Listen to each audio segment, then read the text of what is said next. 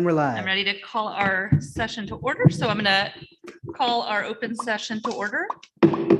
It's 5:32. We'll call for public comment for closed session items only, and I do not see any members of the public here in person. Did we have any? We are accepting public communications by email. Do we have any emails on our closed session items only? No emails. Okay, thank you. Next item would be roll call. Trustee Friedman, Present. trustee Donnelly, Present. trustee Rodriguez, Here. Love that, Mike. trustee Jackson Miller. Here. All right, thank you. We've taken our roll. So now we're going to convene to closed session. We will reconvene here after closed session has ended.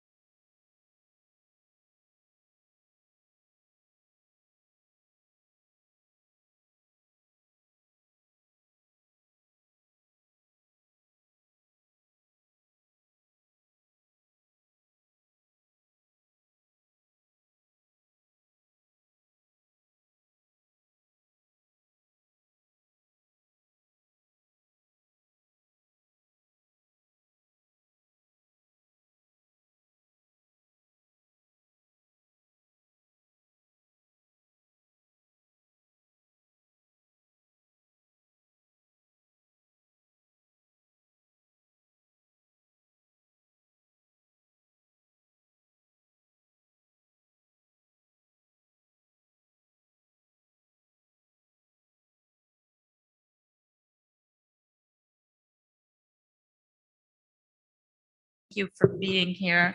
I'm going to call our open session to order. It is 6:43 p.m.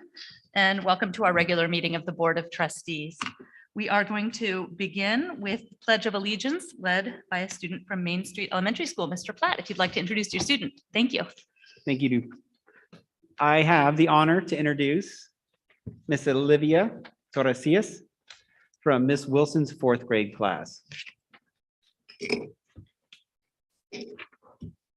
Please stand. Place your hand over your heart. Ready, begin. I pledge allegiance to the flag of the United States of America and to the republic for which it stands, one nation, under God, indivisible, with liberty and justice for all.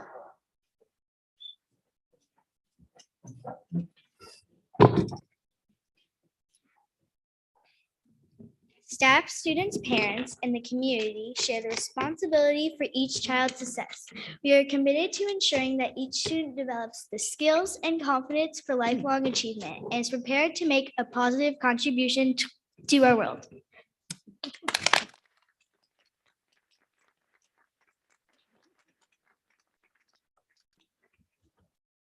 Thank you so much, Olivia. That's the first time in a while I can remember someone being able to recite that from memory. So thank you. We really appreciate having you here. We appreciate hearing from you. And I have a certificate to present to you.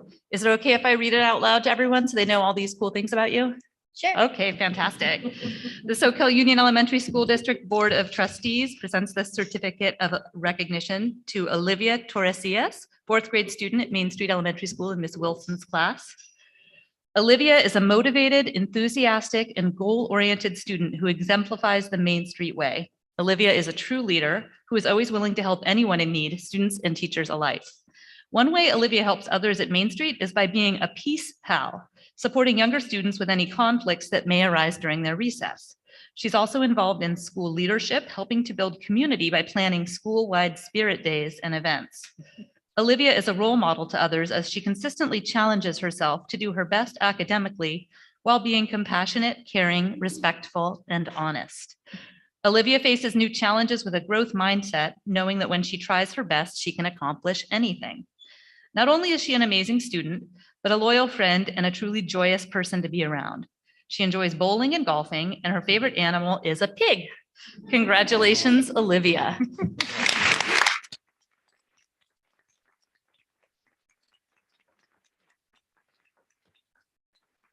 If you're comfortable coming up here, I can give you the certificate.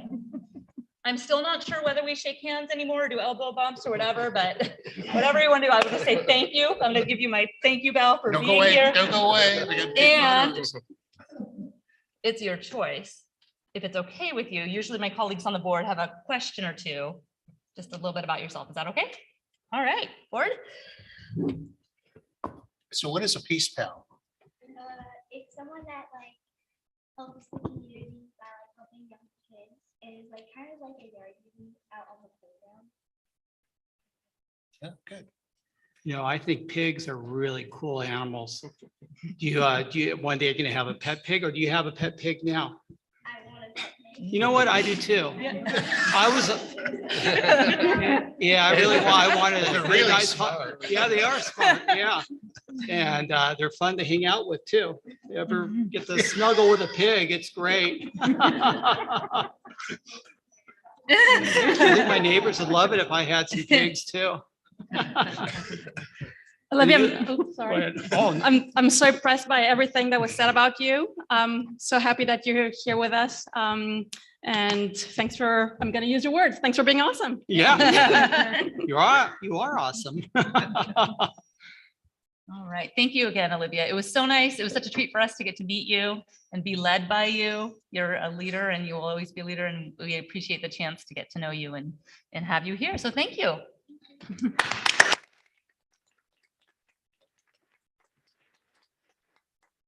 Come back. You have to come back. Oh, photo. that's right. I'm negligent. We like to take pictures. And if your teacher is present and would like to be in the picture, we'd love to have you, Ms. Wilson. And principal too. And of course, Mr. Platt.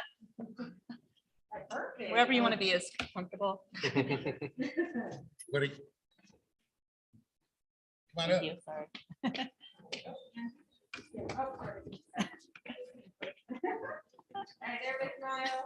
There we go.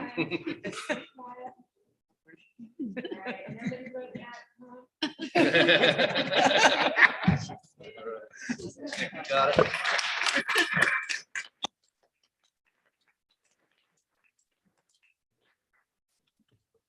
All right, we have a couple little boring board things to do, and then we get to see kids again. So we're going to go on to our next item, which is the adoption of the agenda. Do I have a motion to adopt the agenda? I move. Got a second? Second. Ted got the second. All in favor? Aye. Hi. Any opposed? No. Okay, report out of closed session. The board met in closed session. We have nothing to report. Item 4, consent agenda. Do I have a motion to adopt and approve the consent agenda? I'll make the motion. I'll second. Carolyn second. All in favor? Aye. Any opposed? No? Okay, on to our recognition item, recognition of the 2021-22 California Invention Convention participants. Welcome again, Mr. Platt.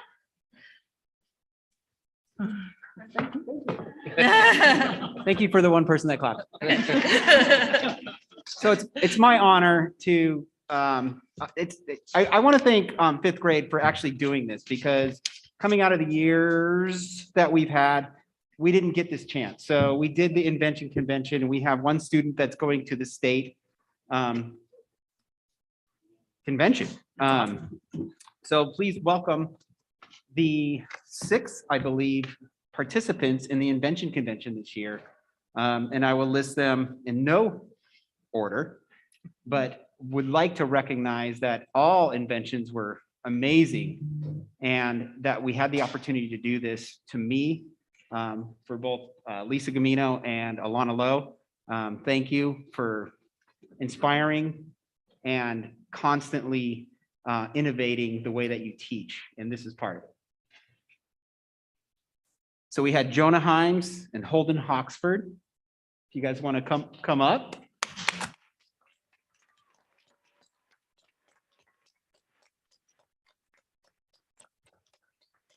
They worked on an invention together, and they might be able to tell you what that was.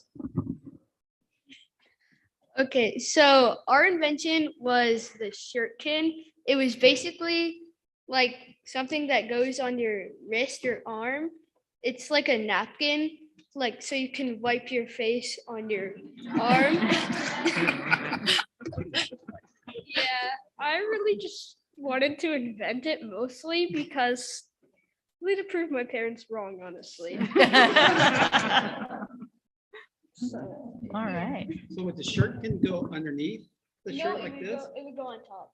On top of it. Okay, wear a short sleeve shirt. And Yeah, go there Yeah. and then, yeah. So like Okay. you don't get your clothes dirty and yeah, Oh, and for when you're eating too. yeah. Okay. So this is Perfect. for camping, right? I thought it was cool.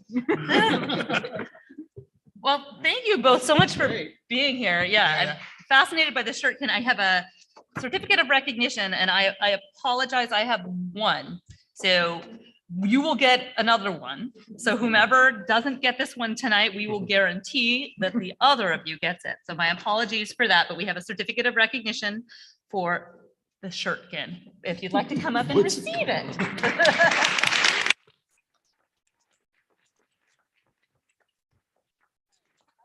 Okay. If you could let Mr. Platt know who's gonna need that. Thank you. Do we want to keep them up here for a picture, or do we want to? Yeah. Do you want to do them all at the end? All at the end. Okay, we'll do Yes, that. please. Hang out. Yeah, yeah. All right, we also had Brisa Diaz Ruiz and Benji Sim, who worked on a project together. Are they here tonight?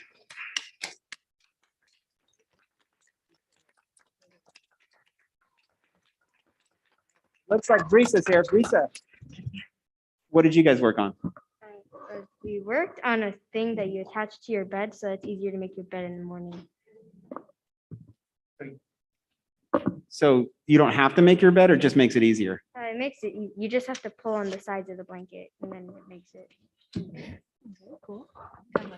Very cool. I see from the certificate that it's called the blanketer. Is that right? Nice, nice. All right. Great name. Yeah.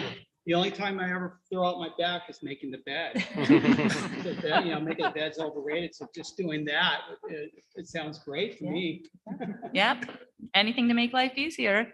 Well, thank you so much, Brisa. And Benji's not here, correct? I didn't see Benji. All right, so Brisa, if you'd like to come on up and receive your certificate.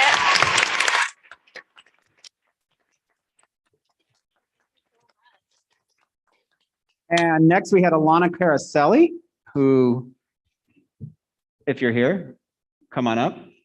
If not, then maybe Amanda can tell us what she invented, because I forgot. Oh, Alana presented a baking kit that promotes independence for kids to bake on their own, and it was titled Baking It Yourself, Nice. which sounds awesome, and I would have liked samples, but Yeah. thank you to Alana, and we'll make sure she gets her certificate. Thank you.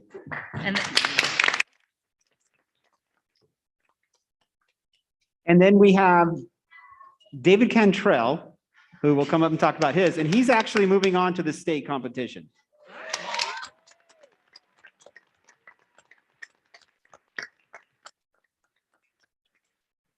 did you invent, David? I invented a Band-Aid for your ear. I call it the ear patch. And it basically, it just slips over your ear. And I like, because I already knew ear patches, well, regular Band-Aids, you have to use Band-Aids and you just like have to wrap it all around your head, and it's kind of uncomfortable and annoying. And so I just wanted to make it easier, and I got the idea because my grandpa had skin cancer on his ear and he had to get a chunk out and he struggled to put the bandage on. That is amazing. What's the material? The material I used was from a mask, and it actually is very comfortable. And I tried like a whole bunch of different materials, and I settled on the mask. So you're the one that tested them out and left them on all day? Yeah. Great. Yeah. No, it's an incredible solution to a real problem. Any other questions from the board? So over the hill is a company called Becton Dickinson, that you should talk to them. All right. Well, Terrence congratulations. Yeah. Becton Dickinson. Yeah. David, I have a certificate for you. I'm so happy to be able to present it. And we thank you and congratulations.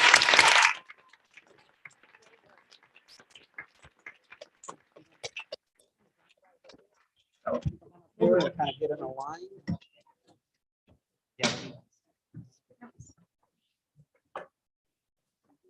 Yeah, yeah. If the teachers are present and would like to be in the photo, we're happy to have you.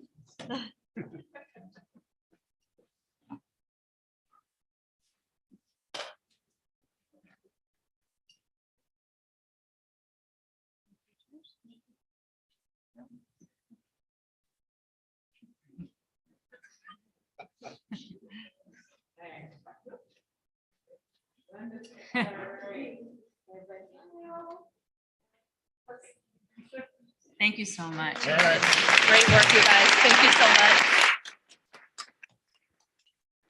If you have photos of your inventions, can you shoot them our way? Love to see. I would love to see photos of them. All right. Okay. All right. Thank you. That was an incredible recognition item. We're moving on to our public communications. Let me just move these out of the way. I have a number of speaker request forms, and I'm just going to read what we have on our agenda as far as our public communications. So in addition to speaking in person, we have some email channels that are available for public comment. Folks were able to email us before the meeting, and so the board received a number of emails prior to the meeting.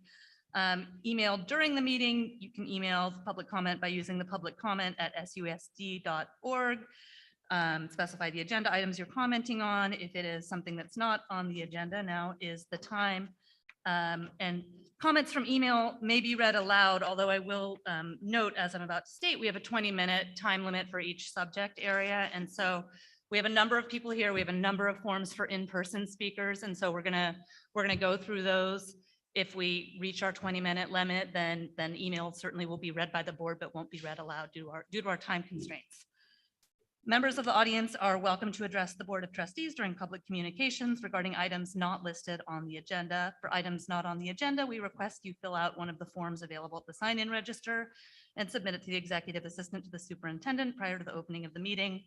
As I said, I've received a number of those. 3 minutes may be allotted to each speaker and a maximum of 20 minutes to each subject matter. The trustees cannot take action on these matters unless such matters are placed on a future agenda according to law. If the item is on the agenda, you will have the opportunity to speak at the time the agenda item is discussed. Please address the board president. These proceedings are video recorded, and board members shall hold the education of students above any partisan principle, group interest, or personal interest.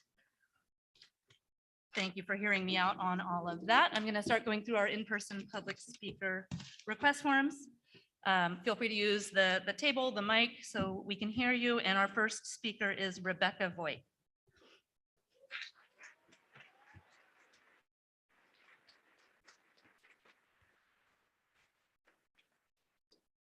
Board. Hi. Hi. Can you all hear me with this mic? I'm sorry. Can you hear me with this mic? Okay, I'm first, so I need to say that. Hi. My You name can is sit if Rebecca- you want. My name is Rebecca Voigt, and I am a teacher at SoCal Elementary. I just want to share a bit of my own story to show you what all of this topic that we're talking about looks like. Beyond the theory about teacher retention and how it plays out in a real life scenario, my real life scenario. I have been a teacher in SoCal for 7 years. I taught at Main Street for 4 years. And then left for 2 years because of this whole cost of living here and teacher salary deal. And in that 2 years that I was away, realized that being part of this community and pursuing what I really believe in education was what I wanted my life to be about. I came back here on purpose. And I came back and have been at SoCal Elementary now for 3 years. It is fantastic. I love working here. The family feeling, the students, my colleagues, this is what I knew I wanted. I both love being a part of this community and want to be a part of helping it grow and change for the better. But rent. I'd already sacrificed the idea of owning a home in this community for my ideals for my life.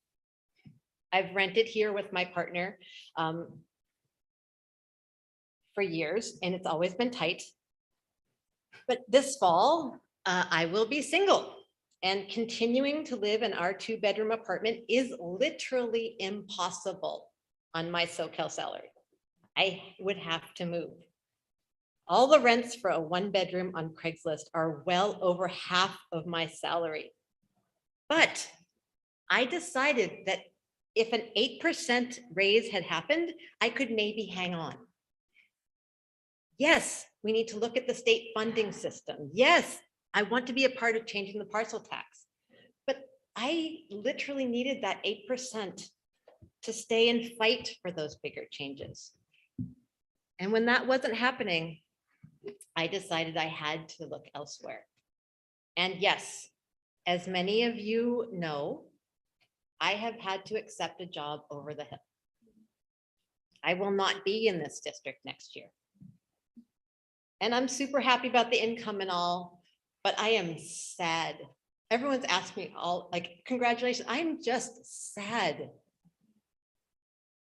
I'm sad for myself. I'm sad for my school, not just because of me, but there are so many others right here who are on a similar financial level of holding on. And that's what I really want you to know. There are so many other specific cases like mine in this room and in this district of teachers who want to stay, who've already chosen here over the hill money. Rebecca, I'm so sorry, it's me. I hate to interrupt. We are at the 3 minutes. So do you just have Seriously, I timed myself those 2 points. There's You're- so many of us who are also right here, and it's not the money, we want to stay here.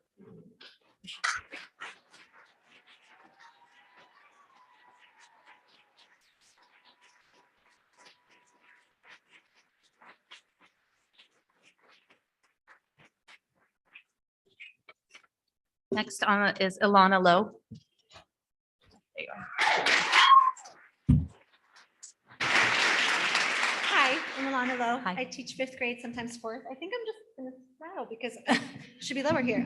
At the risk of embarrassing myself, Do with too you many want us to take a details- pause and see if we can adjust the No, mic? Because no, I the really next don't want you to be person- uncomfortable. No, no, You no, can I'm sit great. down. With too many details. No, I'm good with the clock. I Okay. want to hear you. Great. At the risk of embarrassing myself with too many details, I wanted to give you a snapshot of how working and living in this district has impacted my life. For the last 15 years, I wake up in the morning excited to come to work in a school I love, with colleagues I love, in a community that I love. Even when I feel tired or stressed or overwhelmed, every day I'm grateful knowing that there is literally no other place that I would want to work and no other job that I would want to have. My son Charlie went to Main Street and is now a sixth grader at New Brighton. He has loved every one of his teachers, and I've had the pure joy and sense of freedom that comes with knowing your child is in loving, trustworthy, experienced hands, as I know SoCal Union teachers are the best. One of the greatest impacts of working at SUESD is that sense of community that continues outside of the school walls. Whether I'm running errands or taking walks, I more often than not will hear, "Hi, Miss Lowe," as I run into families of past students. Whether they are working at New Leaf or Traders or hiking in Nicene Marks, what a sweetness to watch the once fifth graders grow up. Not only that, both parents and colleagues have become some of my dearest friends. While those are just a few of the positives, here's another view. My husband and I are both teachers. We understand we will never be able to buy a home in this area. Our rent is over $3,000 a month, and it goes up 2% every year. We have car payments, and both my husband and I are still paying for the student loans it took just to be a part of this profession. I try to keep $1,000 in savings at all time for emergencies. And this year, I've struggled to keep that in place. We have no other safety net. So the braces, the doctor's appointments, the brake replacements, the new tires, the increase in PG&E bills, the cost of gas, et cetera, puts a huge strain on our budget. So if that is a struggle for a two-parent family of mid-career professional teachers, I can't even imagine what it is like for teachers who are single parents or teachers who are just starting out. This year, my son started middle school with 2 classes of substitute teachers due to unfilled positions. At the start of the year, he did not feel safe on campus related to unfilled positions and the repercussions of not having consistent teachers in the classrooms. While we are so lucky that the admins and teachers stepped up and we were able to hire new teachers mid-year, it was a rocky and anxious start. I am really worried that will happen again. I know you're all aware of the high turnover or teachers are leaving our district, but do you know the names of the teachers who are leaving? These are not just replaceable faceless people. These are our friends, our colleagues. These are who make the district the best place to be.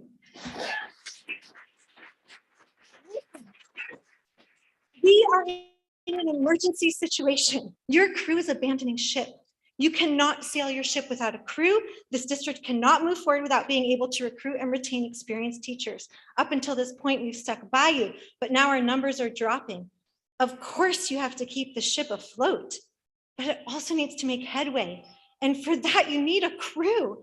Please take a stance and prove that you value the well-being of your amazing crew as much as you value the ship.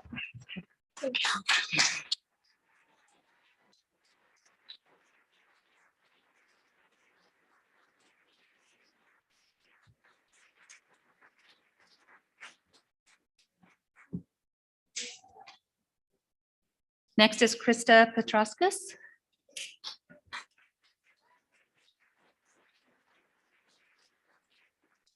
Please feel free to correct me if I didn't get your last name right. I apologize. I always want to get it right. You did really well. Okay, thank you. All Okay. right.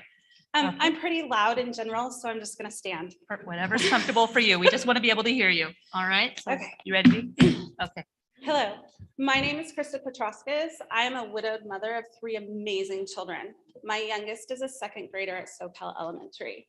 I am also a temporary employee of the district working as the resource specialist at SoCal Elementary. As an employee, I feel that the district needs to know I cannot afford to pay my bills with the salary that is offered. At night, I work a second job, almost an additional 20 hours per week so that I can pay my bills. That is just my bills. If my family wants to do anything extra, it requires me finding additional side jobs to earn extra income. With the current increase in inflation, I am having an even harder time meeting my financial obligations. The pay that is offered is so low, I cannot afford to purchase the district-provided health insurance for my family members. I am very grateful that my children qualify for Medi-Cal because I regularly spend my afternoons and weekends at school trying to keep up with the needs of a caseload that is beyond the state limits. I continue to struggle to find the time available to work the extra jobs that are currently necessary for me to pay my bills. As a parent, I am devastated by what is happening in our district and specifically at my child's school. We are a workshop district, which means that our teachers need to be highly trained in workshop. It is not easy. I'm learning it right now. It takes skilled trainers and time to practice before I, as a teacher, actually feel competent in teaching this method. I was devastated with the losses at my child's school this past year. The losses that we will experience this next year are far more drastic. As we lose highly trained teachers who understand and know the curriculum, they're replaced by teachers who need to be trained. I'm one of them. But the teachers who would train us are the ones leaving for better pay. I have to honestly say that right now, I am contemplating putting my second grader at a different school in a different district for next year. This is personally a very difficult decision for me. I truly enjoy working at the school that my child attends, but that school's teaching staff is more stable. Their teachers are better paid and they have much smaller class sizes, which means that the students are getting more directed, supported, and differentiated instruction than what our teachers can provide with huge class numbers. Please hear my story. I am not the only teacher in this district that is working multiple jobs to make ends meet. I am not the only parent in this district contemplating moving my child to another district. I am choosing as a teacher to stay and fight with the hopes that with an 8% raise, I will be able to cut back the hours of my second job, quit my third jobs, and be able to spend more time with my family and working on the job that I am passionate about, teaching my students. Thank you.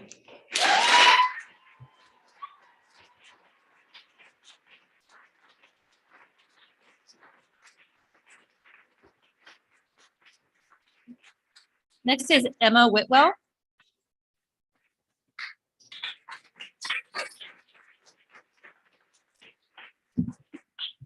Can you hear me okay? Yes, thank you. Okay. Hello, members of the board. Let me introduce myself. My name is Emma Whitwell, and I am a new teacher. This is my third year as a teacher and my second year here at New Brighton Middle School. Here at MBMS, I have enjoyed teaching science, developing a marine science elective, coaching the girls' soccer team, and being advisor for the queer, the QSA, the Queer Straight Alliance. Sorry, I usually say QSA, all while working on clearing my credential. I hope to have a long career, and I hope to have a long career here teaching science to the amazing students that are part of this district. I love this school and the awesome opportunities I have been given here. Unfortunately, it is a struggle to stay here. Over half of my paycheck goes to basic living expenses. Let me break down the numbers a little bit for you. In the last monthly paycheck, we only get one paycheck a month, I was paid $3,213.57. Rent is $3,000 a month. I live with 2 housemates, so I pay $1,000 a month. Last month, I spent $300 on utilities and renter's insurance, another $200 on groceries.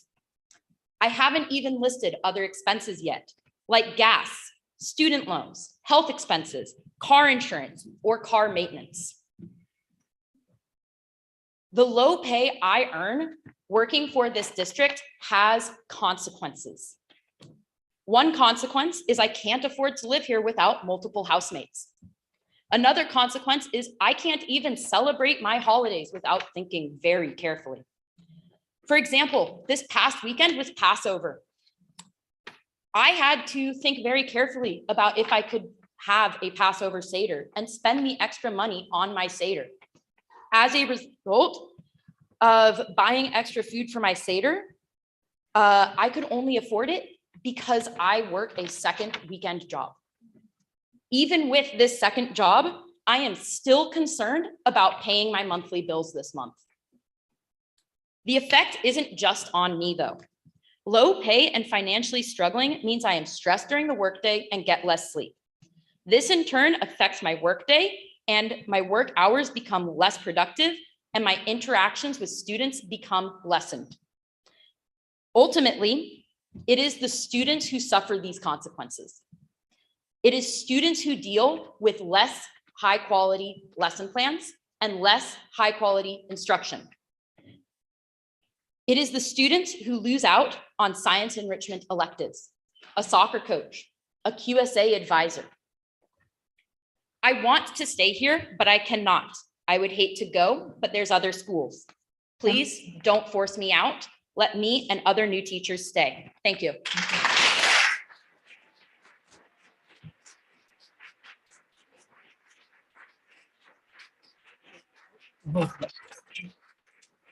Next is Brian Pope.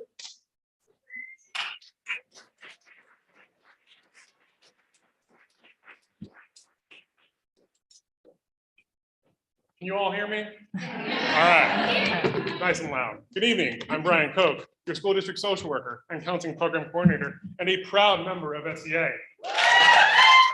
I want to say, as I stand here today, that this compensation situation is quite a pickle.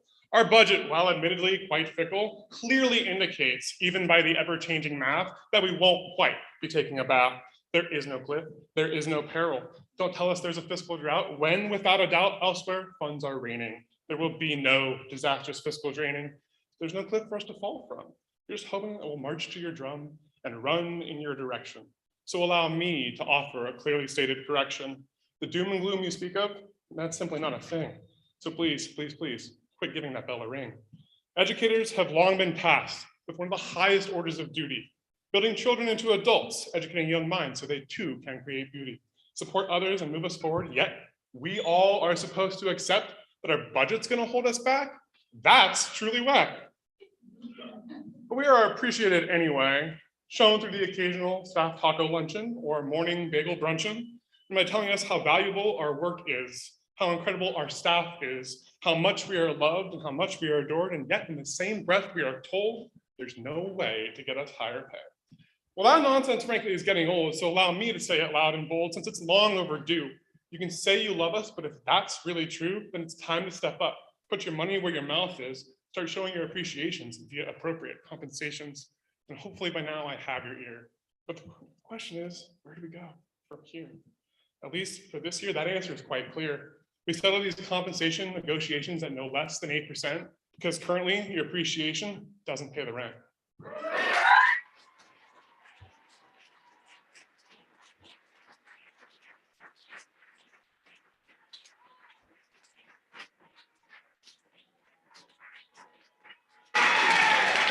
Next is Erica Marquez.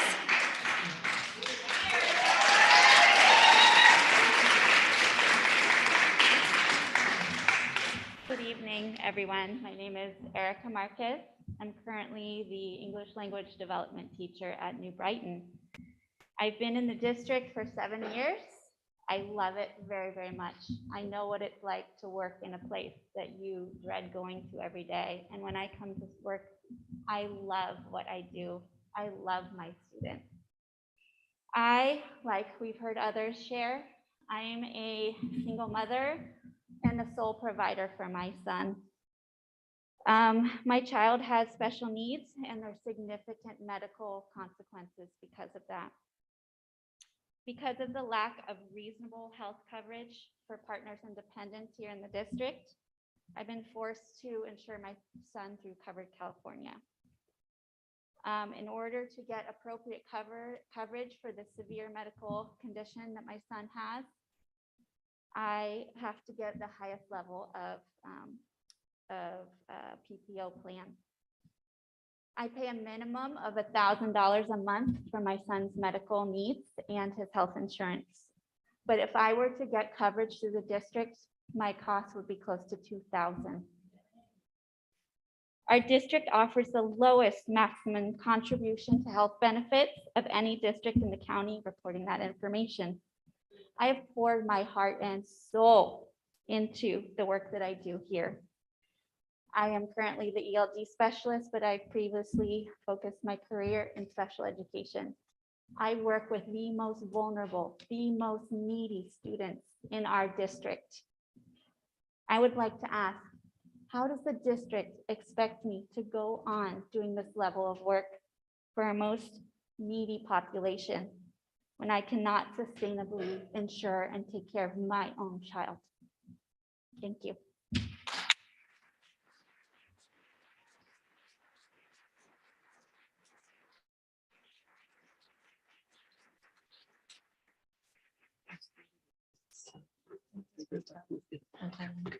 Okay. Looks like the next one is a team effort with Brian Boyce and Monica Anaudi.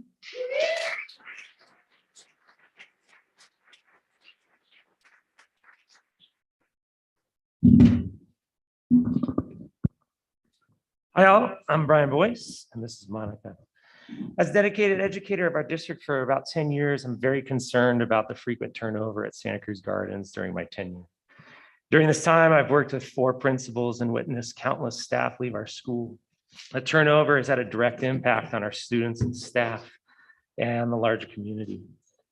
As Santa Cruz Gardens rebrands itself in an attempt to increase enrollment at our school, we have already lost the majority of our minimal seed money to teachers who have opted for higher paying jobs out of the district and better opportunities for their families.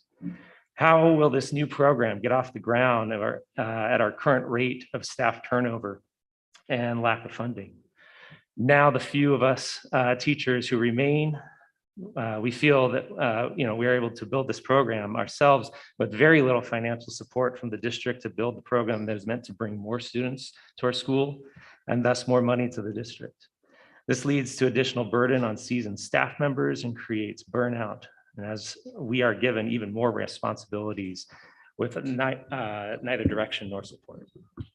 This is not a new issue in our district. SoCal Union uses money spent in teacher training costs every time a staff member leaves our district. Our high quality, expensive staff training investments head out to other districts, taking their expertise and potential for staff cohesiveness with them. This leaves experienced staff with less experienced new hires who have missed out on the depth of collaboration needed to build robust momentum across grade levels in our district. How will this impact the overall educational experience of our students if they receive their time in an elementary school if they're taught by an inexperienced new hire 2, 3, 4 times during their elementary school experience? Would you want your student to be placed in a first-year teacher's classroom over and over again? Melissa Provancha being the exception to this rule.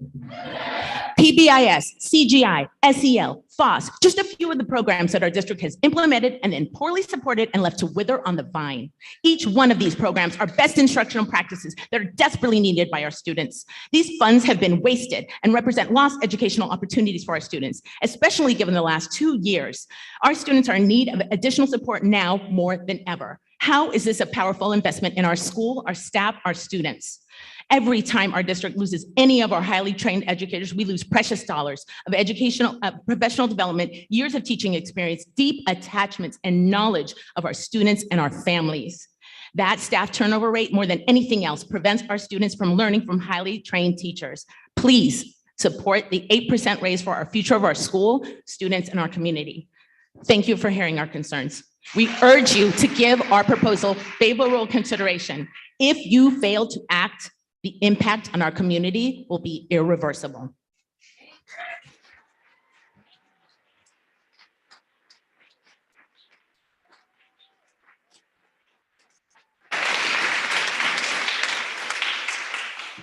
All right, we have time for one last speaker. The last card I have is Ann Cardoza.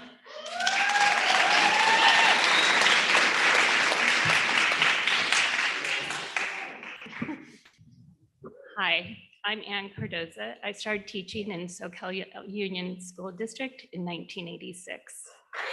A long time. I've been an advisor to beginning teachers through the New Teacher Project. I was a mentor to veteran teachers through the Coatsum Foundation Art of Teaching. I've been in Teachers College at Columbia University for Writers Workshop, Readers Workshop. I've been trained in cognitive guided instruction and countless other trainings. A couple of years ago, my life changed when I found myself as a single person trying to rent and teach in SoCal. I could not make ends meet, although I was at the highest step and column for SoCal Union School District. Sadly, I had to get a job outside of our county to be able to continue to live here. Please give our teachers a living wage so they can keep teaching the wonderful SoCal students, because in the end, it's our students who will suffer the most. Thank you.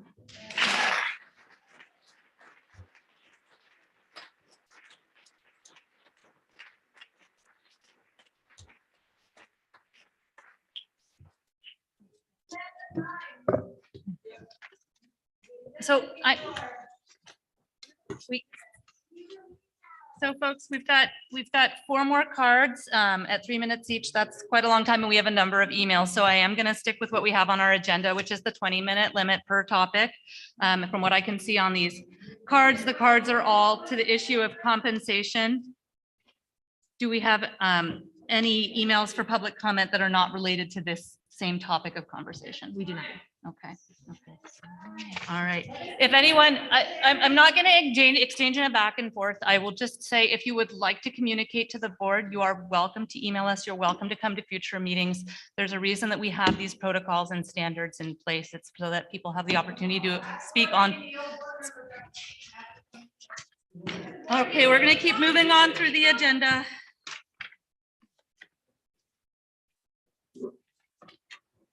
Our next item is standing reports. Would we like to begin with the standing reports, or do we need a recess? No, we're good. It's been a couple of weeks since we've gotten together. So being extremely short-staffed in business, I am working on payroll yet again with everything going on.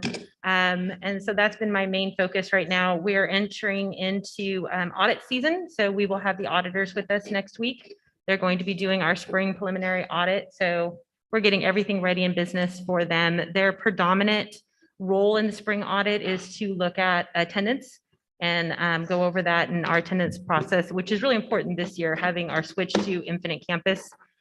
Having the auditors take a close look at that is important in our side of things. One of the other things is we're entering budget and LCAP season. So we have a very short time frame right now to get both the budget and LCAP written and done.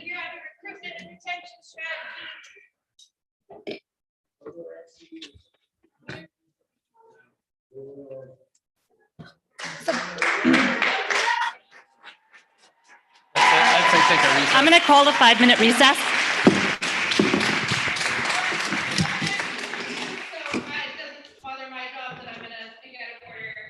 So the board is, I'm so sorry, the board is in recess. We're taking a recess, take a little pause. We're just taking a little pause, and then we're going to continue through the agenda. I have a rent period now, and I can afford to pay my rent. Your people deserve that too.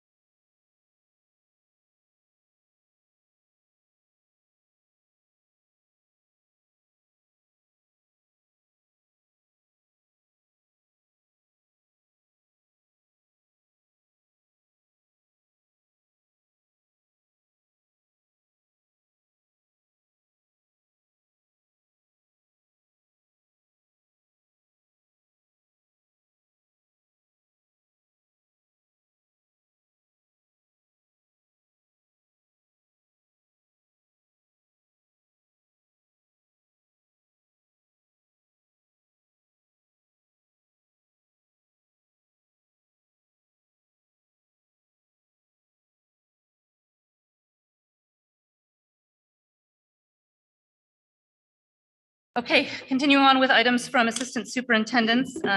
Jessica, do you have something to report? I would just say, many of the people who are here tonight are on some great leadership groups that I'm a part of. Just want to say thank you to all of those people. We're doing great work together.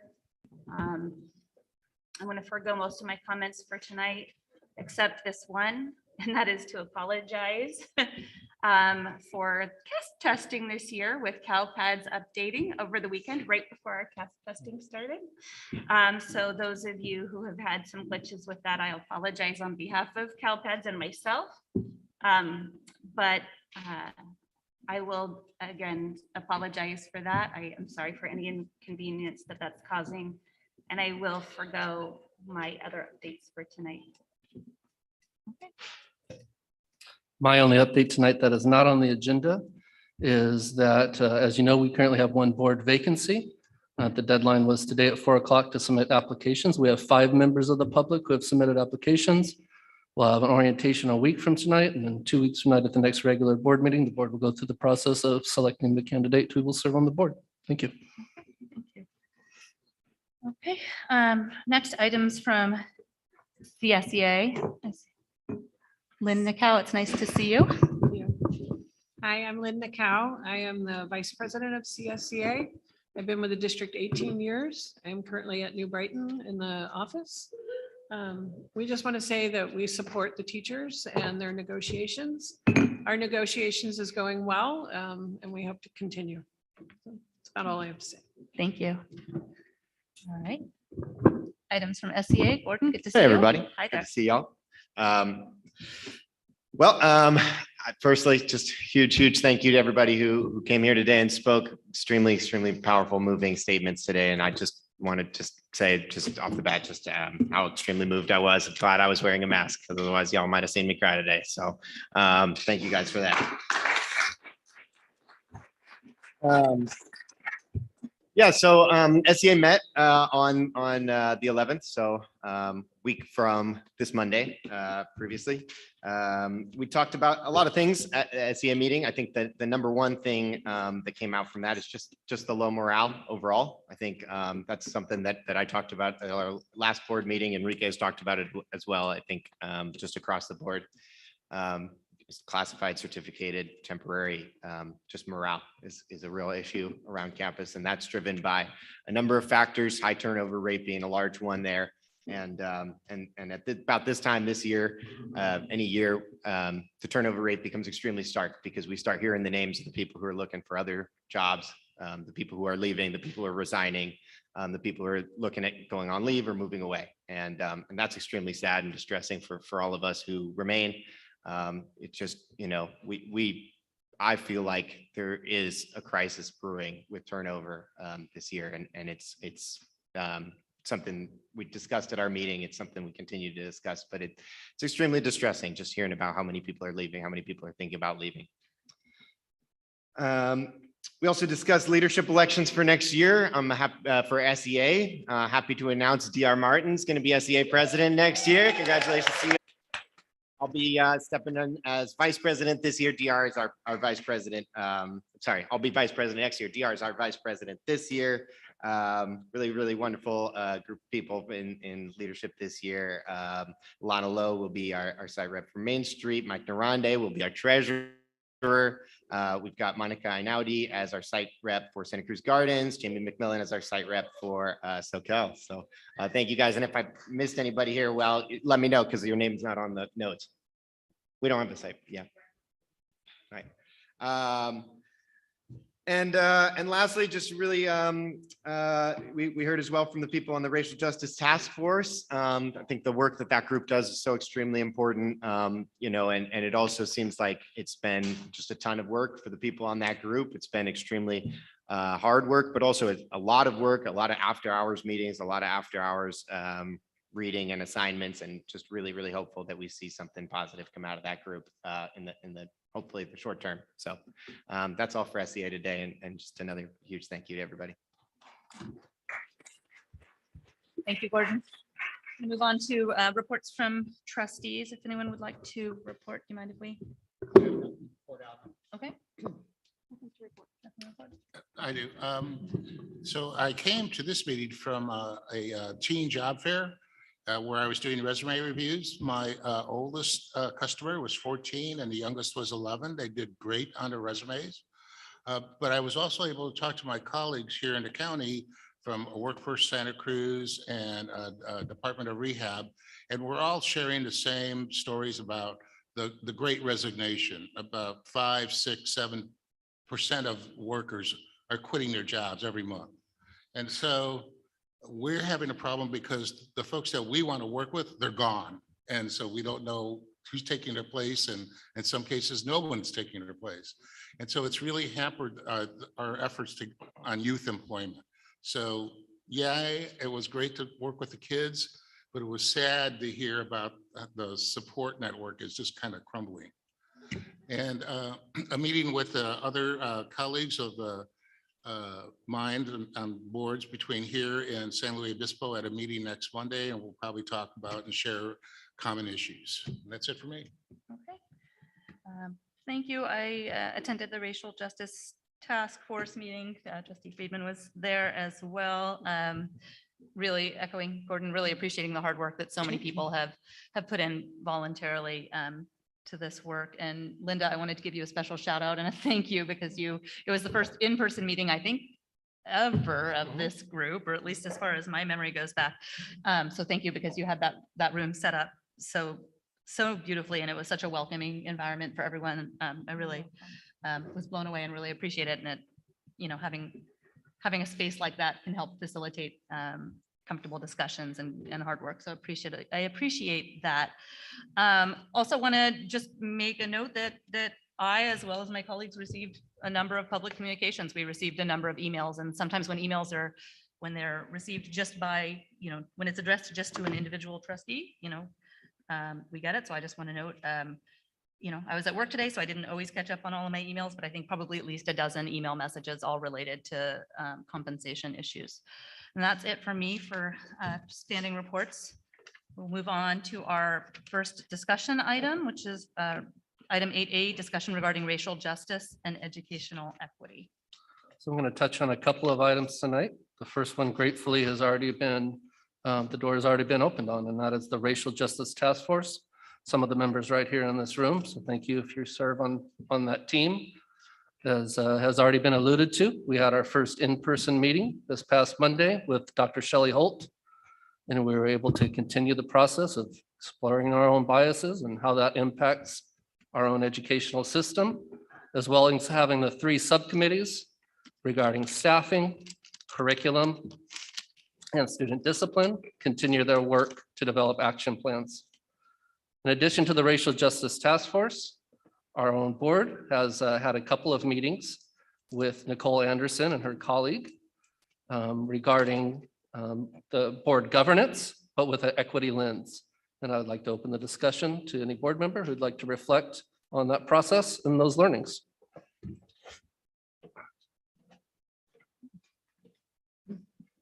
Well, I'll go. So thank you, Scott, for making all of this happen and being consistent. And everybody who's our partners on working on this. It's something that's going to be, it's literally the living document. Every year, we're going to have to make sure that we touch base, make sure that we're on track and we're moving forward. So thank you.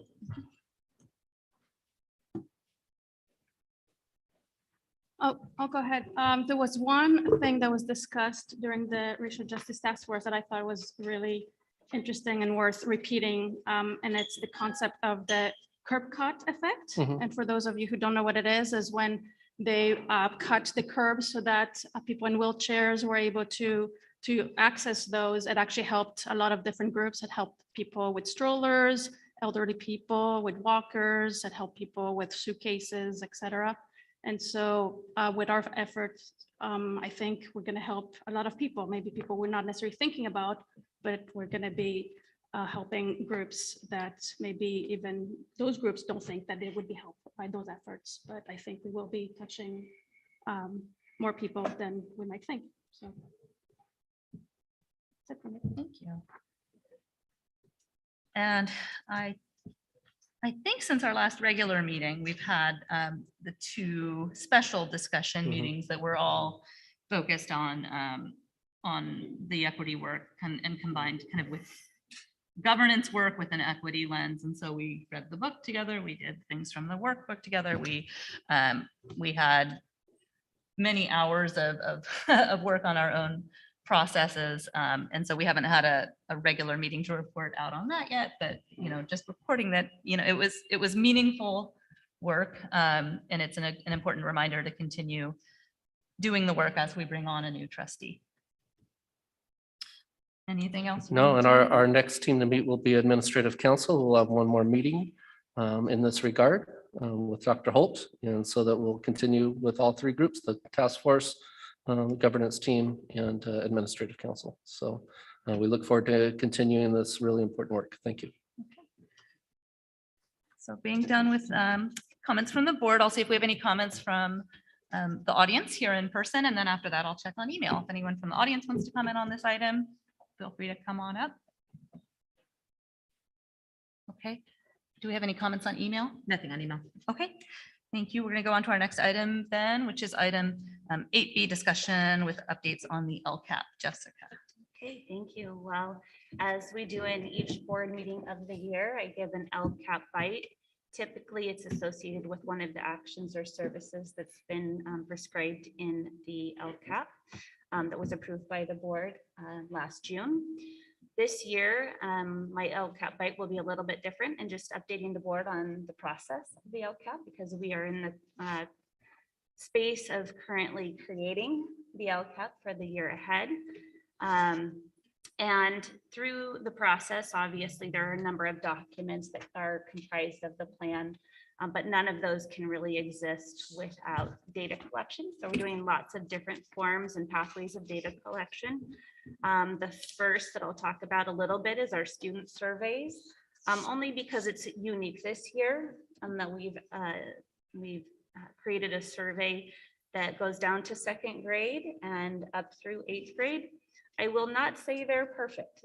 4th graders taking the same survey that an 8th grader take is a little difficult, and it's a little unwieldy, certainly, but we're getting lots of good information. Anecdotally, one of the things that we ask students in the lower grades is what do you think is the thing that helps you learn the best? And when you see a teacher's name, that's just amazing. And we are seeing those types of evidence in our data. We're also doing staff surveys, and we've had over a third of our staff respond, certificated and classified both, with lots of good information and feedback. I think very powerful information for us to work with. We've also done some school brainstorming charts, and I was able to meet with a few of the staff at Main Street last week. And I always hate to point out one staff above another, but I had an amazing Friday with the SoCal Elementary staff. There was lots of really great conversation about many things regarding the LCAP and budgets and so forth. A very passionate and thoughtful group. And it really was a great springboard to my weekend. And then, you know, we've done some educational partnership collaboration. And just this past week, we met with our English learner parent leadership team. And we asked them to report to us about the actions and services that we could consider to improve the experience for their students and their families in our schools. And what I love about that group is they're not shy. They love to tell us what they think very openly. And I like to hear it. And so that's been great. This Friday, I have another educational partnership group that will be meeting, and I'm like looking at one of the members right now. And what I want to say about that is that these are all voluntary groups who are made smart people, and that's what's required to do this kind of work. And so while we're still in the data collection phase of this, I am confident that the board will enjoy reading our plan as it's presented, and it will impact our community in a very positive way. All right. Any questions or comments from the board? No, it's just, yeah, as usual. It's really Thank helpful. you. It's really helpful and Thank you, yeah. informative to us every time to.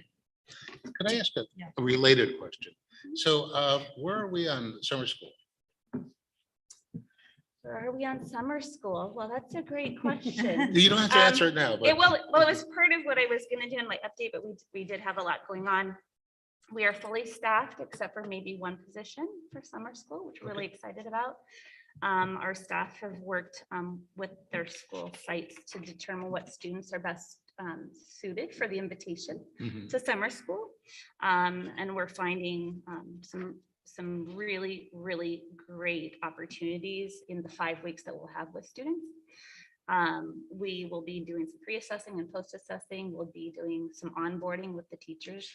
The best part of the teaching staff this year and our support staff this year is that we're 99% in district staff, Oh, okay. which is really great Yeah, to see. Because we know. They know, yeah. They know the kids, and that's just, that's really amazing. and the kids know them. Yeah, yes. Our staff that are our support staff in our offices have also very enthusiastically joined us again. So they're returning office staff. And we have some returning aides that are coming back to us as well. I'm really excited to be working with them again. I will let the board know more as we start our invitation process, but thank you for asking. So I asked because I've already gotten questions. Oh, good. Well, you can ask them or you can send them my way, but I do think that we had a good start to a process last year and it's just been refined more this year. Thank you. And I was just gonna say, as always, it's very, very helpful getting these little bits of the LCAP rather than having it all as one big presentation in June. So I know it takes time for you to prepare this and I appreciate it because it really helps me, helps us all do our work as board members. Any questions or comments from anyone in person in the audience about this item? Yeah, you're welcome. If you can project, you're welcome to be there. If you want to come on up. Okay. I don't know if it's appropriate, but I want to get my chance in. I signed up for the earlier just open comment, but I think, it's LCAP is where our money is going. So My the daughter- time to is that comment, right? okay? This is to comment specifically on this On item and what LCAP. Jessica presented. So if that's what your comment is related to. Yes, I would like, my daughter came in tears today in her classroom because she lost her teacher. This is her third teacher. She's a first grader at Gardens. And I would really like her to have a teacher for the whole year next year. A really good teacher like Ms. Monica.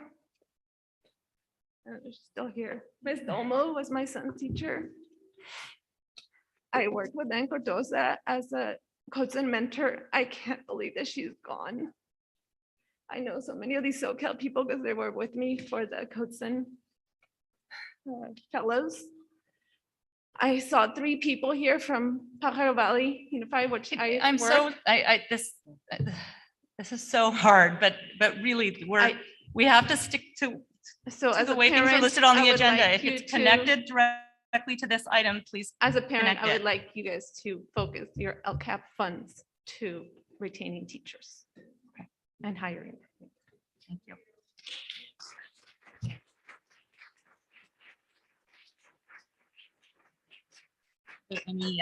Are there any other in-person comments? Are there any email comments? Nothing on On email. this one? Okay. All right, our next one is the first of a few policy discussions. So discuss 8C, discussion regarding board policy 4131, staff development. Okay, well, the next 3 items are fairly mundane.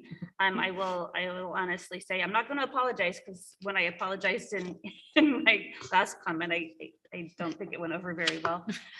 So I'll just say, these are not really exciting, but they are really based on CSBA recommendations And I do think that the first one, 4131, really, the changes are minor, but they do relate to social and emotional development. And the addition of that as an important element to staff development. And in this district, I think we're far ahead of many others, but it's important to see it in the CSBA request for policy change. So we do see that here. There's some other notable changes, which I appreciate. There's the inclusion of the terms civility and resolution, and they've omitted the terms tolerance and discipline. And I think that too works in alignment very closely with our district's frame of mind. So again, they're minor changes, but really trying to eliminate some of that consequential language and really trying to create some uplifting language. Okay. Thank you for giving us the information. Board, any questions or comments on this policy change? Or So update? the new law only applies to instructional staff, not operational staff. This particular segment talks about instructional staff because it's that type of development. I would hope to see some more board policy changes. We've probably got about 12 more that we need to update that include many other areas of our board policies. Because I work more closely with curriculum instruction. This is the one that I chose first. Right. Okay. But we're going to see more changes in that realm. All right. Any other questions from the board? No? All right. Any questions or comments from the audience? Nothing on email. Nothing on email? Okay. All right. Thank you. With our board policy reviews, we have them first as a discussion item, and then they'll come up later as on a future meeting as an action item. So we'll move on to, now we're on 8D, new policy 6120, response to instruction and intervention. Thank you. So this is a brand new policy to our set of board policies. And actually, I'll be completely frank, I don't know why it's a new policy. Our teachers here who are in this room have been practicing response to intervention for many years and have transitioned that into multi-tiered systems of support. What I think is great about this policy is it actually teases out each as separate. One is academic and one is more behaviorally oriented. And those two constructs really have to be built properly in order for us to create the right services for students. It also does speak to the evaluation for special education and not how many systems need to be in place to support students before we have that discussion meaningfully. So I'm very proud to bring this new policy to the board. Thank you. Questions or comments from the board? So my comment is, I don't know if I've ever seen a policy that doesn't reference some kind of government code. Sometimes it's just the right thing to do. Yeah. Yeah, my only comment was, as I read it, I thought, well, yeah, we're already doing all this, but apparently there wasn't a policy on it. So, Yeah. I do not have questions. So, yay. Okay. So then this is how the policy is going to be presented without codes, or is that going to be added in when we? They are without codes. There aren't any. It's without codes. Wow, yeah, that's great. Gets to the point. Yeah. Any questions or comments from the audience on this policy? Yes.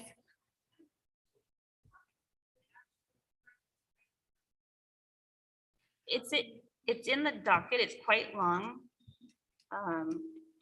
Do you have a smartphone or do we have a printed copy of the docket? Yeah. I'm It sorry. is 2 single-space pages, so yeah.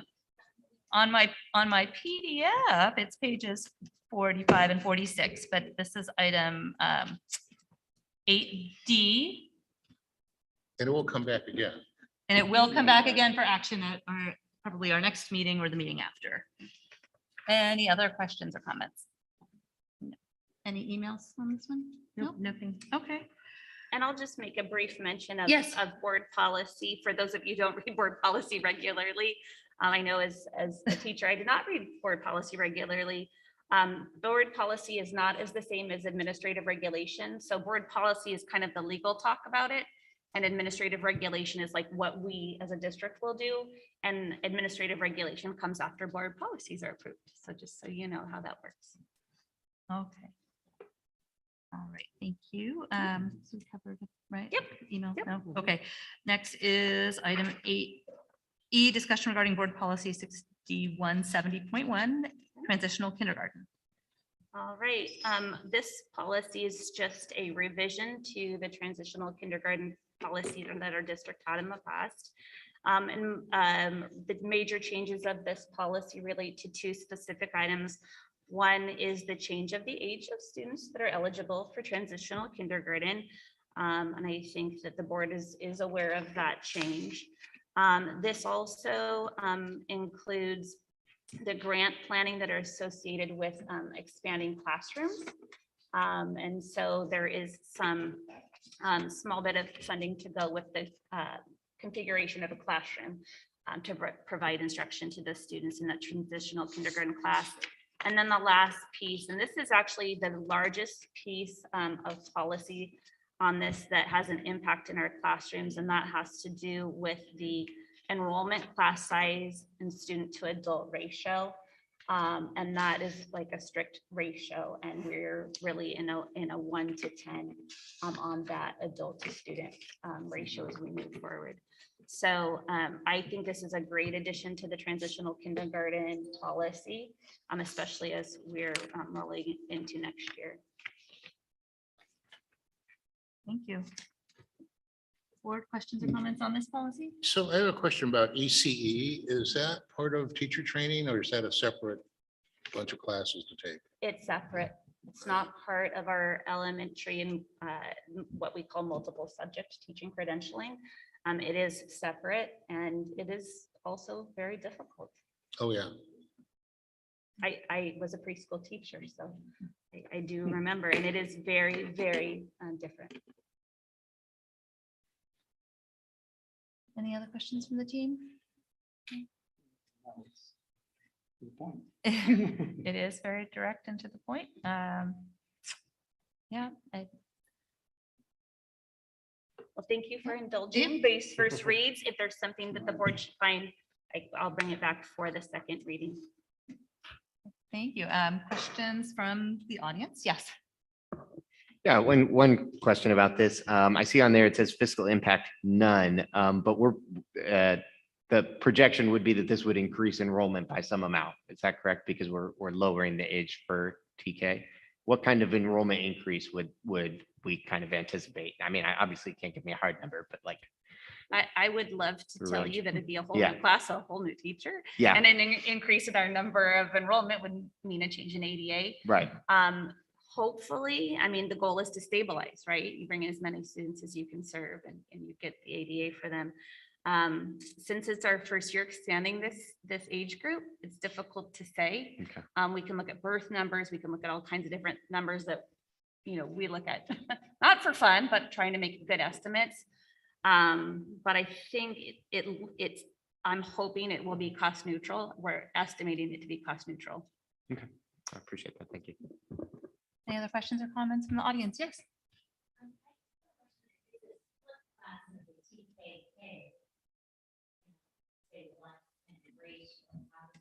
It's the same. If there is any element of TK, it would be the same as the TK requirement.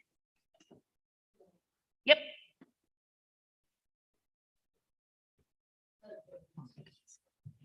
Two adults. Well, there might be a teacher and there might be an aide. It's not like every class. Correct. And this is, again, this is just board policy based on the new legislation. This isn't like my design. Oh, yes.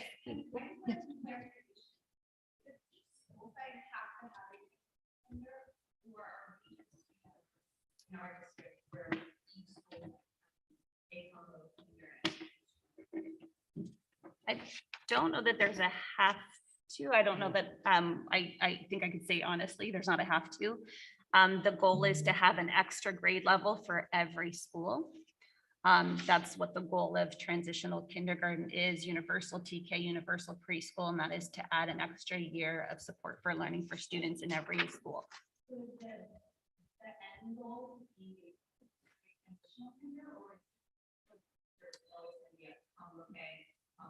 The goal is for it to be its own grade level, just like a first grade class or kindergarten class.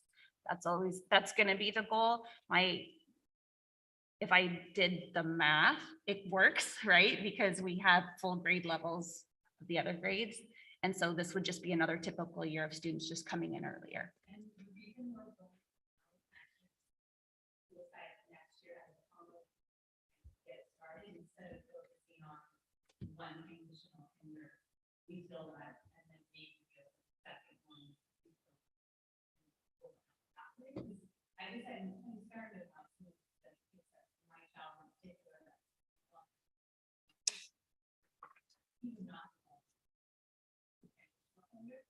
So I'm curious to what made that decision. I don't know. I mean, I'm not sure. I'm only making a board policy, so I don't know if I can go into all of the rationale that would be satisfactory. But I would say that, and I don't, like I said, I don't know the board rules about this, but I would say if we want to have a deeper conversation about that, you can certainly email me. Yeah, this is coming back. So if you can send us stuff, send their stuff. The policy will come back, and I think we can anticipate that at some point later, we will have a presentation on the TK program in general. I think that might be something that's on our governance calendar coming up. So that might be a good opportunity to talk about some of the nuts and bolts, right? The policies is certainly to keep us in compliance with all the updated laws, et cetera. And yes, hi there. Oh, hello. Sorry, TK, proud TK mom. Yeah. Yeah.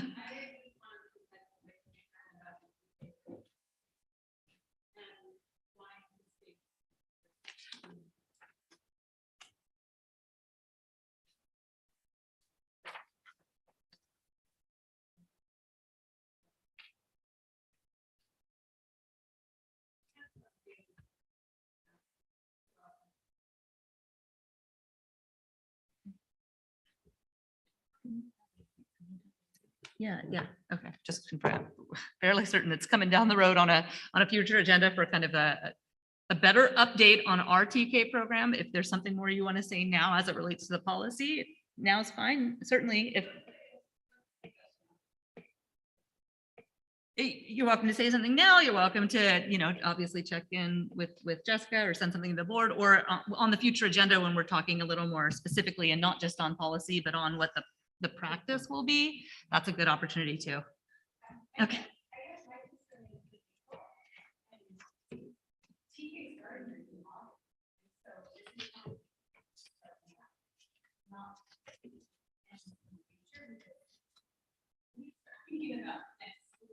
Yes, we're still in the school year, but next school year. And this is starting next school. And I'm worried about but I'm not going to put my child in TKA combo. If that's the case, I'm going to put that has a solid transitional owner. And one child and different school, I could chart another course and they get friends.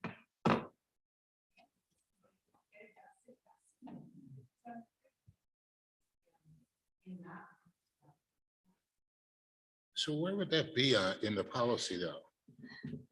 It- Like what paragraph is that? I think we've been having a little bit of a loose conversation about TK, and we do see that it is coming up. It's going to be coming up on another agenda. Is there anything else that you want to add, just kind of to help us wrap up our policy discussion? I would just say, I think we are talking about two different things. Policy, yes. Questions that we're talking about, we certainly can talk about in a different way. And it can be informal and formal. We'll do a TK update. I'll do the TK update, but also I have a pretty open door. You can email me anytime. You can call me anytime. We can talk about those things. I got you. I see you. Oh, and and then I'm turned this way, but I don't know who was first, but.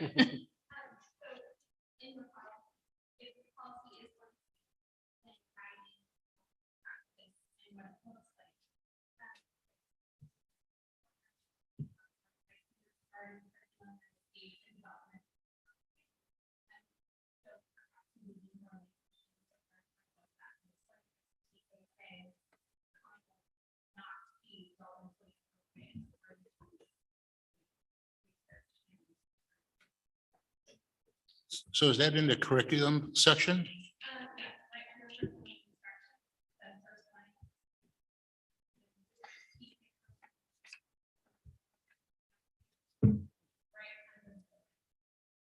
So it's the one that says it's based on age?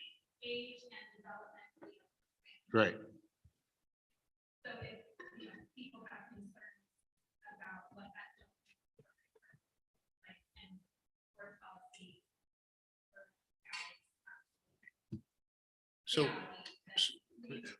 So what the data shows.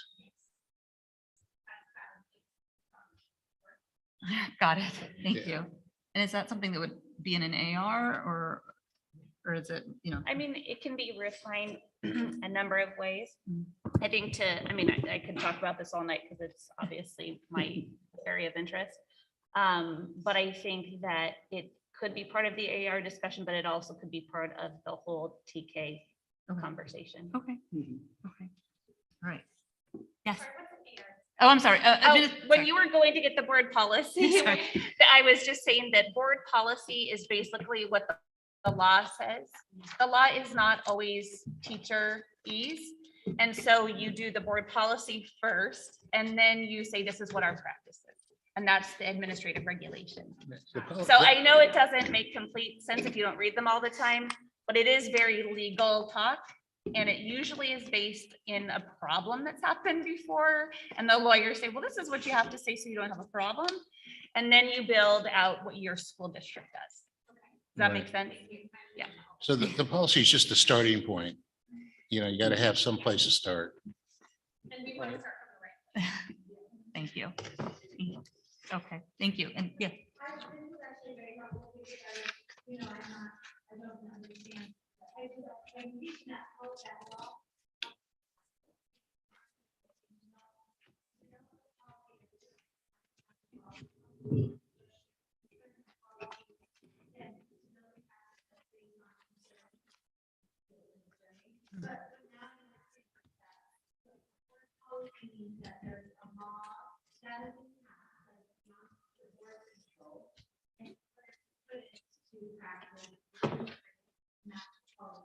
And I guess when there's the first reading and the second one for board approval, because I see they don't even as approval for certain things. I think this idea that there can be an input conversation, I feel it would be really helpful, at least for me as a stakeholder in my state's holding. Where's that input space that Callie was saying before the next meeting where you all might have to approve, or how many meetings are there and knowing the time of the audit? Can I stop you? Because I think we're talking the same language and we're thinking the same thing, but we're thinking about one thing differently. And that is just the board policy is established by a basic set of laws. And with those basic set of laws, you know, they say this is what compliance means.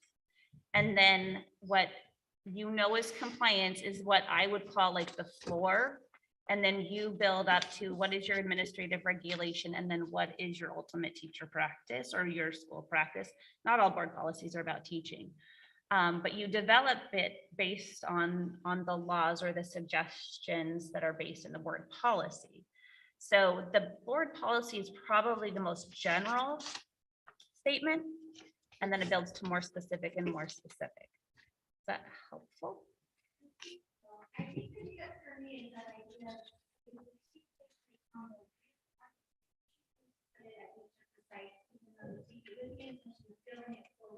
so there's a TK, a K, a first, a second, onward, and upward.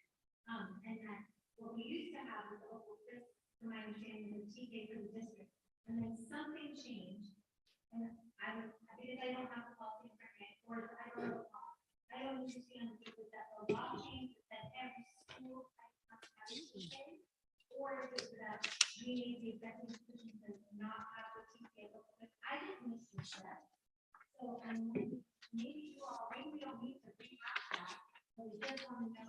hoping that if there's gonna be some change in the language to make it more specific, maybe that's what needs to take place in the board policy. It doesn't take place in the board policy, but it is part of practice, right? And so that's why I'm just, board policies are not my favorite thing to do because they are based in laws that we don't make. The rest of the things we do make. So I don't know if that clarifies anything. So what's good about a policy is that we get to check the box off, that we are in compliance with whatever the laws are. It's a starting point, and it allows then the district to operate underneath that policy. So the policy says this one here is transitional kindergarten, and it's going to be very broad because it has to cover all legalities. You want it to be very broad so that when you do your ARs underneath that, you have a lot of wiggle room. So the more you write into the policy, the less wiggle room you have.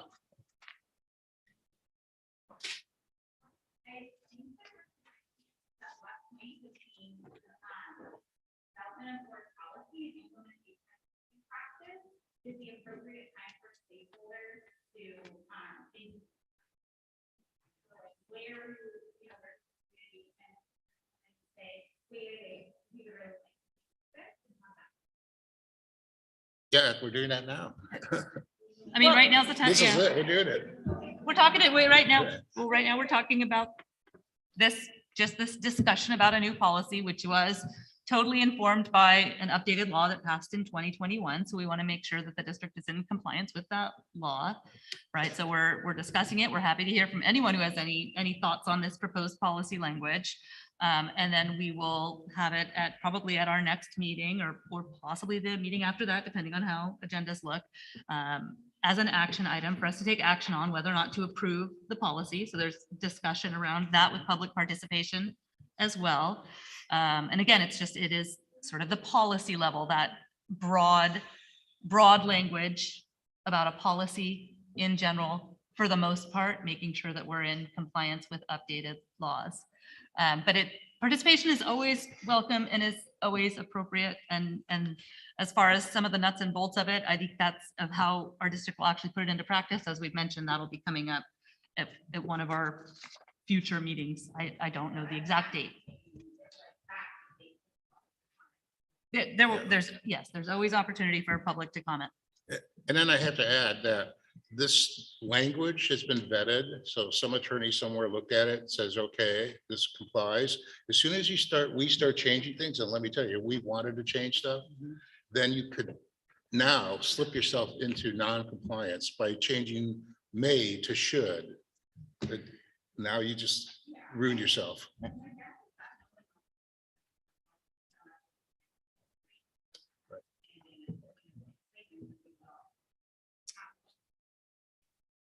Yeah, and so. I can't speak for myself. I think what we can do is twofold. One is that we can have a discussion item at the board level, but it sounds like there's just lots of questions and it's probably not super efficient to only do it at a board meeting. So I'm going to suggest maybe multiple kinds of approaches to this so that the board doesn't really have to answer questions they don't know. And so kind of maybe as an intermediary step, we can do something that is more, collective outside of a board meeting. And everybody's doing this now, right? All the other districts. So it'll be interesting to see what everybody else does. Well, everybody has a different practice and we've been talking about it for months now, and there's all kinds of different information and research that we're looking at. And so again, this is just the board policy. Right. I like your idea though, just an extra step to invite comments maybe prior to the next time that we see the policy to approve it. I like that. Okay. Hand in the back. No. She was first. Okay, sorry. So what I'm hearing is really like if we have some kind of opinion or some research or some feeling about how the policy will be implemented or what the nuts and bolts maybe look like, we can email you before the next board perhaps the steps in between, or is it policy and then there's some other steps where we would talk about implementation? So what's going to be share concerns or ideas about the plan going forward with TK versus maybe having one TK? Where it went, like we send an email to you or something, that I think that's the question. How do we? So you're welcome to send an email to us. Absolutely. You're also, I think Jessica's made it clear. She's really got an I have open an door open policy, email. right? You can email me anytime. I'm open to any discussion. So we know each other. You can email me. You know, the board oftentimes it's like we're the what and the staff is kind of the how. I mean, absolutely. You can always reach out to us. We just don't necessarily have those answers. If you want us to take something into consideration, absolutely, like you're open door too as well. But we don't sit in the same seats as the staff members do as far as actually doing that day-to-day work. Right. So yes, reach out at all possible avenues and I think, you know, that Jessica will have the answers. I hope that's as clear as I can be. I'm like, I didn't want to put you on the spot, but you did have your hand up before.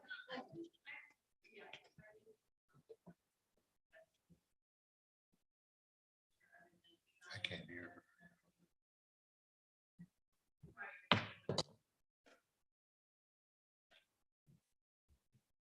And it sounds like you had some idea about doing some outreach as Yeah. well, some additional outreach and communications, like not everything has to take place at a board meeting. So certainly, I mean, I will make an organized approach. okay, Does that sound fair?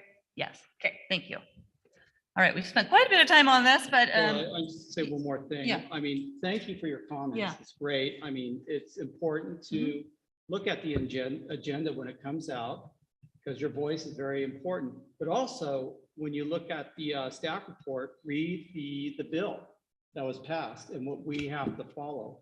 So this is AB 130. I don't have it memorized, sorry, but read through it and it will lighten what we have to do as a board. And yes, you know, we have to do this. And sometimes we throw in, if we're allowed to, throw in our own language too. So it's just not boilerplate, blah, blah, blah, blah from all the lawmakers in Capitola. As a board, we like to include things that would benefit the district. Right.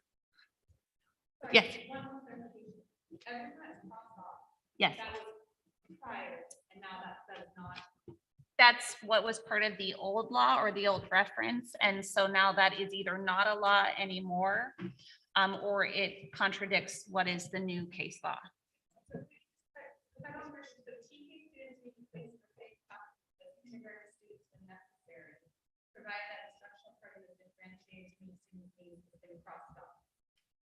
That is part of the old policy that is crossed off because there's part of the new law that doesn't say that, right? And so the new policy based on the new law would have contradictory language.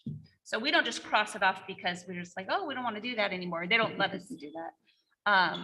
But, you know, I think what Ted was saying was looking at all of these laws in their entirety is a little bit cumbersome, but probably in situations like this worth, you know, maybe looking at a little bit. Yeah, I mean, it looks like those particular items get rephrased in a different way on the next page.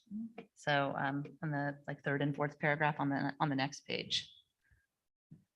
Any other questions in person? Good, robust conversation, and it's. I don't have any more board policies. You don't? Okay. Well, Not tonight. I have to see if my friends on email, if we had any email comments. No, do not. thank you for keeping us up on that. I appreciate it. Okay, all right, next is item 8F, discussion regarding our updated school district mission statement. Thank you, Board President. So we have a great mission statement in our district. There was an eloquent reading of it tonight by our student. It has been in existence for about 14 years. And so we thought it would be good to bring what we call the mission statement Kickstarter team together with representatives from across the district to take a look and to see if we wanted to update that mission statement, trying to, in an effort to keep the best of the current existing mission statement, but maybe infuse some new thinking and language into it. So we brought together a small but representative team. That included some of the members in the audience tonight, included Lily Espinosa, our community liaison, Enrique Domo, district bus driver and CSEA president, Larissa Kanzler, SoCal elementary teacher, Gordon Barrett, New Brighton teacher and SEA president, Dr. Jessica Kiernan, our assistant soup, and Michelle Kennedy, our other assistant soup. And then I was remiss in leaving off our principal representative, who was Craig Broadhurst from right here at New Brighton Middle School. So as the name says, the team was really designed to kickstart the process with a small team so we could really have some nimble thinking. And we had a subcommittee of that team put together a draft statement, a draft mission statement and some commitments, which you'll see later on under this item. We also put out information requesting suggestions for a district motto, something short and sweet that everybody could wrap their heads around. And since everybody's not like our wonderful student tonight and memorizing our mission statement, something that might be a little bit easier to memorize for some of us. And so all these representatives from the team didn't just make the decision themselves. They would go back to their colleagues and get input and get their thoughts, get district-wide thoughts. And that included in-person conversations, informal conversations, emails, every different way that we could get some input into the process, including for the motto, having a dot voting system where one of the mottos came out far and above all the others. So in addition to bringing you some consideration, language to consider and get your input on, the team also wanted to make it very clear that once we get through this process, that the board does indeed ultimately adopt a new updated mission statement, we want to ensure that wherever it's posted in English, it's also posted in Spanish in the spirit of equity. And so with that, the documents included in there are the existing mission statement, which again was read tonight. And then you'll see in the kind of green and blue document our draft, just for your consideration and input, motto, mission statement, and commitments. And so with that, I'd love to open it up and get your thoughts. And I'm sure you'll give me some good thoughts to take back and make it even better so I can bring it back to you for future consideration. All right, thank you, Scott. Team? Thoughts? I like it. It's to the point. Mission statements should be just a sentence that sums things up, and then we remember what it is. And I like the idea of ones that were part of creating the mission statement too.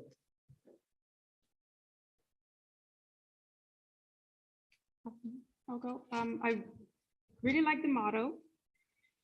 I like the commitments. I would like to see the teaching part higher up, just maybe kind of a rearranging. The mission statement, I'm not sure about, I have to be honest. Just the most basic thing, each diverse member, I don't think diverse is used correctly in the sentence. A member is not diverse. Group is diverse, an organization is diverse, but a person is not diverse, I don't think. So. Yeah, that was mentioned one of the bullet points here too, the question. One of the survey responses. Oh, and I did leave that part out. Thank you for reminding me that we did send it out for parent input. And although there weren't many parents that offered input, there was some very meaningful, the ones that did gave some very meaningful thoughts. So didn't mean to interrupt your flow there, Carolyn.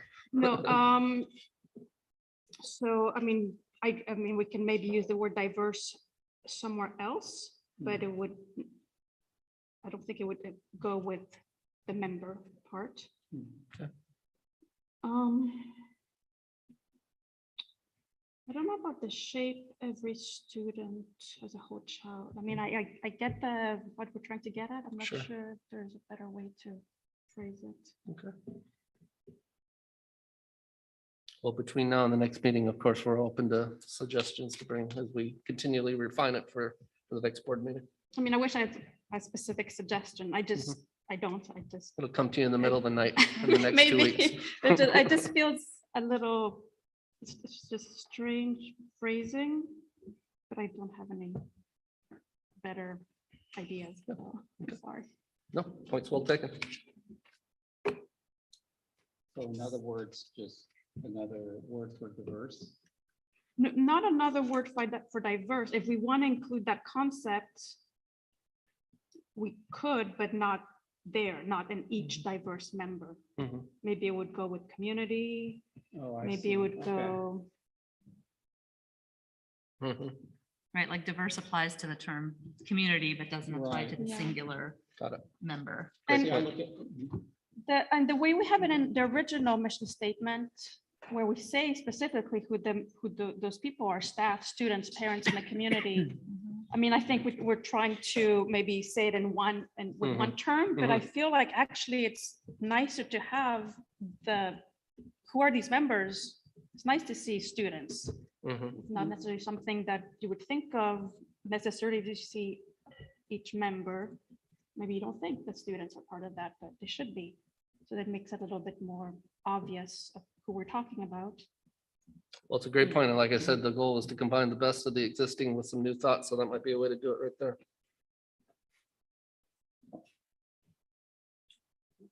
A couple of things. So one is, what is the definition of a whole child? Because I see that phrase, that's the Montessori thing?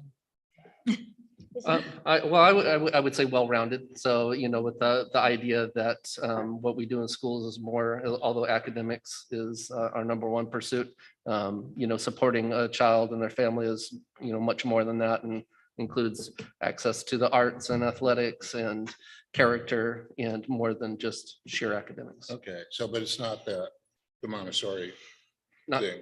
Basic, not okay. technically, no. All right, and then are we gonna develop, along with this, are we gonna develop some evaluation tool and like to see, did we celebrate and value personal Linguist cultural assets? And did we improve on prior year, or, I mean, so how do we know that we're doing this stuff and that we're building on it? So mottos and mission statements are tended to be lofty ideas of, the best pursuits of the district. And of course, plans that we develop, specifically related to the mission statement can do that sort of thing. But generally speaking, there's not, plans to analyze the results of how we're doing against the mission statement in and of itself. But certainly the plans related to it can be.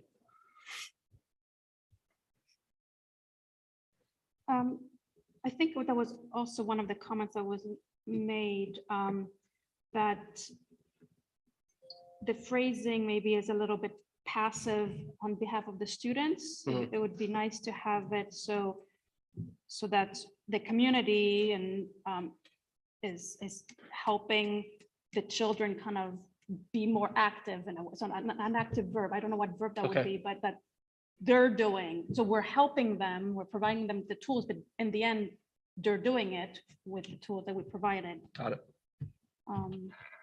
And if there could be mention of learning, I know knowledge is in the motto, and the original mission statement would had achievement, so something along those lines that is not present in the new one. Got it. All right, I'll hop in. I really like is it called the motto? I was gonna say the lingo, that's not right. Cultivating knowledge, character, and equity. I liked Carolyn's idea in our commitments, in our 5 commitments here, in moving the teaching and learning experiences up towards the top. I mean, they're all really important, so it's terrible picking one above the other, but I think that is really, really critical to highlight at the top. Makes sense. And I do think we had some good suggestions in the survey comments about just tweaking the language a little bit in the mission statement, as Carolyn mentioned. So maybe this is a discussion item. We're not adopting it tonight, but if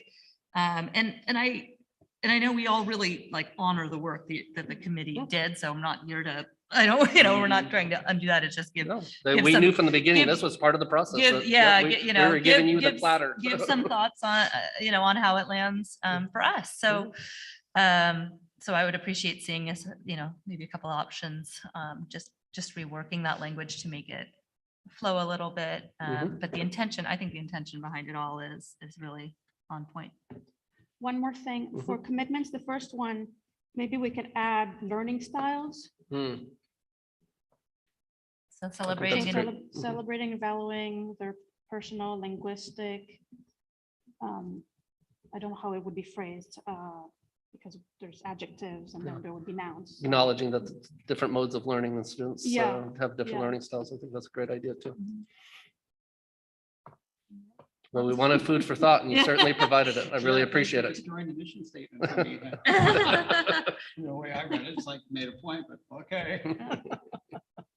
anything else from the board? Oh, Would good like work, to, though. would like to shout out to New Brighton Teacher Lee, who came up with the motto. Oh, that's awesome. Yeah.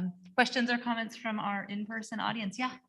I just wanted to touch on the whole child part. Uh-huh. So to back up what was being spoken about earlier, we don't just give academics to students. We don't just make sure that they are well fed by giving them free and reduced foods. We also provide them the experience of social emotional learning. Do they have calm rooms? Do they have counselors? Do they have psychologists at schools? And so obviously this isn't a set in stone thing, but the term whole child is not a Montessori thing. And it's really a term that encompasses a person's ability to function in life now and as they progress throughout school.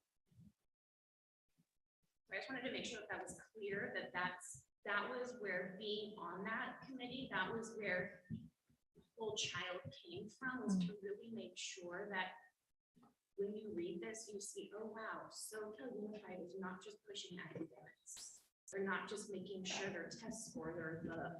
They're really making sure that they're going to be a functioning person in society when they move on to Santa Cruz City schools and beyond. Thank you. Any other? Yes. Yeah, just wanted to, well, first off, appreciate what Larissa just said. Also, just give some appreciation, Carolyn. I thought that was a couple of really good points you brought up. Definitely, I think you would have been an awesome person to have on that team. So I really appreciate your thought there. I think you're absolutely right. When I read that, as you know, I see the purpose of having each diverse member, but you're 100% right. No individual is diverse. So that and 100, I think you're right on the money in terms of talking about addressing different learning styles in that first bullet point as well. So I thought those were both excellent suggestions. Thank you, Ward. Any other questions or comments in person? Okay. Any on the email? No? Thank you. Okay, lots of, we provided so much food for thought. So thank you. We will see this again at a future board Absolutely, meeting. yes. Okay, thanks. And make sure I'm on the right page here. All right, we're on to item 8G, discussion regarding the Board of Trustees self-evaluation. Yeah, so this board takes very seriously their self-evaluation, which is commendable. As we learned as we were talking through with our consultants and we were working through board governance, we learned that that's not always the case. And even though it's suggested, it's not required and not all boards engage in it. And I just want to say thank you to this board for taking it so seriously. The last several years, we've been using the CSBA model, which is an online survey where the results from each board member are put together and to show areas of strength and areas of opportunity for growth. And so that process has seemed to be working very well in terms of being a springboard for conversations for continuous improvement. And so I'm putting it forward here tonight to see if the board wants to give any input regarding maintaining that process or making any alterations.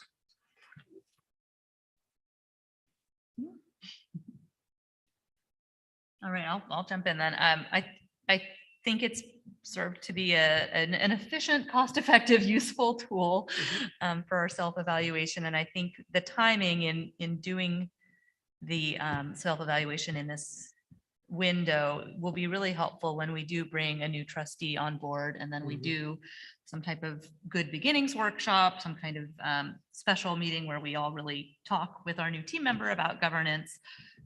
having this done will help inform those discussions and help us talk through our process. So I think the timing is right, and I think the tool is just fine for where we are now. That's my 8 cents. I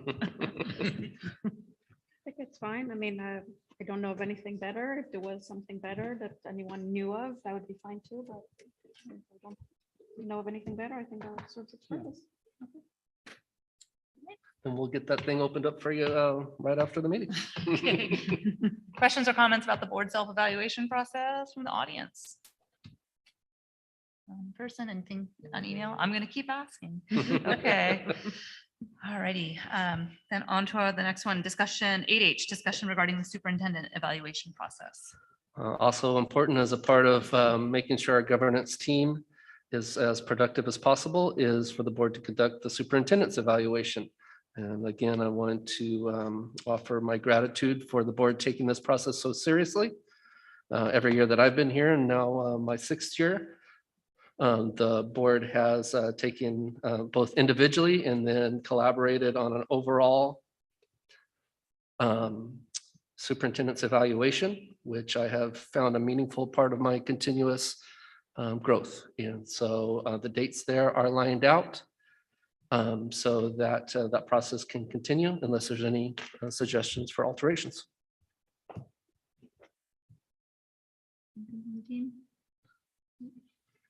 Dates. All of the dates look fine to me. I think we've been, yeah, we've done a really thorough process and got it all in place. So this looks good to me. Any other questions or comments from the board on that? Questions or comments from the audience? And anything on email? Nothing on email. Okay. Perfect. Then we will be getting to work on that pretty soon. And then on May 3rd, Scott will email Yes. us. Yes. Okay, all right. That'll be done by email.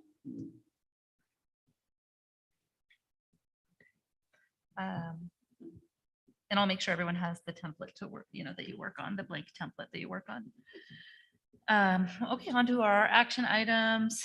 Item 9A, consider adopting a resolution in recognition of National Child Abuse Prevention Month. So obviously, as school employees, nothing could be more important than ensuring that doing everything we can to prevent the kind of trauma that is caused by child abuse, and this being National Child Abuse Prevention Month. And we thought it important to again bring this resolution forward for the board to consider highlighting this such important topic.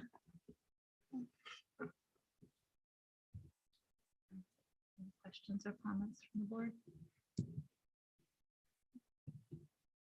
Questions, comments from the audience?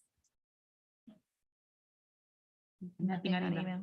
Okay, all right, thank you. Yes, it is important resolution, important for us to do this important recognition. So if nothing else, we will, when Linda's ready, we'll go ahead and do a roll call. Wait, this is an action item. I need a motion. All right. Accept the resolution. Thank you. In a second. Thank you. I'm sorry, I didn't hear who was first. Ted was first. Carolyn was second. Thank you. Yeah.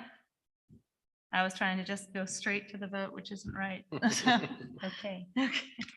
So by roll call, Trustee Friedman. Aye. Trustee Donley. Aye. Trustee Rodriguez. And I wish they did this in Ukraine. Trustee Jackson Miller. Aye. Thank you. Thank you. Okay, and our next item, item 9B, is consider adopting the resolution to proclaim the weeks of May 2nd through May 13th, 2022 as School Employee Appreciation Weeks. So one of the things I've always appreciated since I've joined the district is that there is an obvious effort to make sure that all school employees are shown appreciation. And sometimes it's really challenging because there's different little pockets and we don't want to forget anybody. And so the district long ago kind of aligned this date up with Teacher Recognition Day and Teacher Appreciation Week, I should say, and made sure that we gave ourselves a period of time where school clubs and us and everybody could express our appreciation for the amazing work that is done on behalf of our students. So I would like the board to consider again adopting that resolution to make the weeks of May 2nd through May 13th district employee, SUESD employee appreciation weeks. Questions or comments from the board? This resolution is, after the comments from this evening and even one say that, don't show us the appreciation, show us the money, basically what it came down to. And with all said tonight is that we really appreciate what you do daily for our students out there and what you have to put up with. And doing this resolution means something. It's not lip service. And we really, I don't know how else to put it, but we do appreciate everything that you've done for our students, our kids, and our community.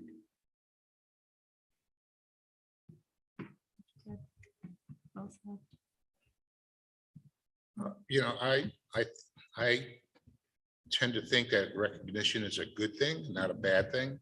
And so, I support this. Anyone else? For some music. I'll absolutely agree with that. I will continue to acknowledge and appreciate and recognize, and I will continue to receive everything that comes from everyone, who wants to give their pure, honest feedback as well. So it's all about, right? I'm going to extend out my sincere and honest appreciation and gratitude, and I'm here to receive from you as well. I think, look at the 3 recognitions that we give our students. yeah, right. When they wouldn't be there and without you. Mhm, mhm. Yeah. I'm gonna open it up to the audience if anyone would like to make a comment in person. Okay. Anything on email on this one? Do I have a motion? Carolyn? Okay, and a second? Second. Thank you, Phil. And we'll do a roll call vote on the. Ready? Okay, roll call. Trustee Friedman. Aye. Trustee Donnelly. Definitely not. Trustee Rodriguez. Aye. Trustee Jackson Miller. Aye. Thank you. Thank you, Linda. All right, that's it for our action items. Item 10 is correspondence. We did cover for different times the amount of correspondence we've received. Is there anything else anyone needs to report out on correspondence? Nope. Okay, and then item 11, future agenda items from trustees. If you have something you want to ask for now, you can. As always, you can email and ask. Anything from the trustees on this? Nope. All right, then, final item is adjournment. Do I have a motion to adjourn? I'll make it. Okay, I'll second. okay, Carolyn second. All in favor? Aye. Any opposed? No. So if we don't get a second, do we have to stay here? I heard a second, so